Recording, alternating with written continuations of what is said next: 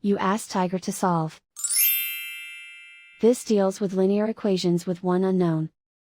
The final result is x equals -5/6. Let's solve it step by step. Group all x terms on the left side of the equation. Add 5x to both sides. Group like terms. Simplify the arithmetic.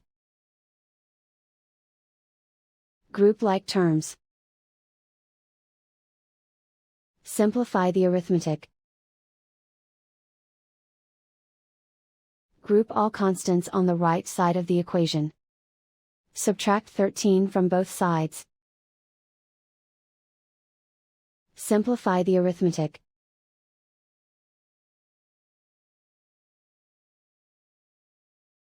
Isolate the x.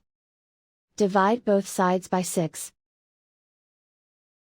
Simplify the fraction. And so the final result is x equals -5/6.